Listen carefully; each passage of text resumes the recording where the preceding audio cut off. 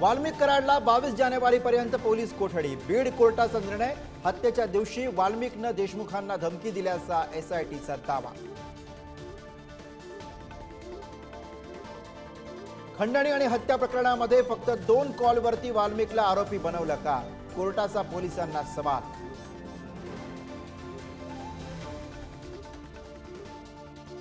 वाल्मिकवरील कारवाईनंतर समर्थक आक्रमक. समर्थकांकडून आत्मदहनाचा प्रयत्न तर महिलांकडून आक्रमक आंदोलन.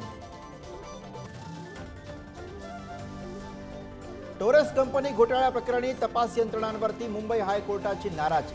जून पासून काय करत होतात? पोलिसांना सवाल. पोलीस आयुक्तालय आणि ईओडब्ल्यू कार्यालयातलं सीसीटीव्ही जतन करण्याचे निर्देश. मुंबई हायकोर्टामध्ये मराठा आरक्षणाची सुनावणी नव्यानं होण्याची शक्यता. सुनावणी सुरू असलेल्या खंडपीठाचे न्यायमूर्ती आलोक आराधेंची मुंबई हायकोर्टाच्या मुख्य न्यायमूर्तीपदी नियुक्ती.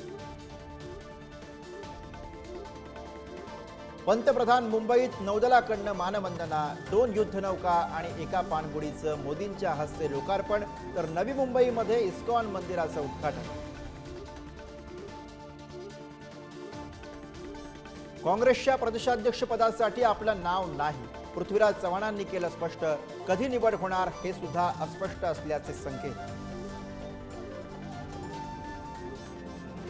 मुंबईकरांवर भाडेवाढीची टांगती तलवार. टॅक्सी भाडे 4 रुपयांनी तर रिक्षा भाडं 3 रुपये प्रति किलोमीटर वाढण्याची शक्यता.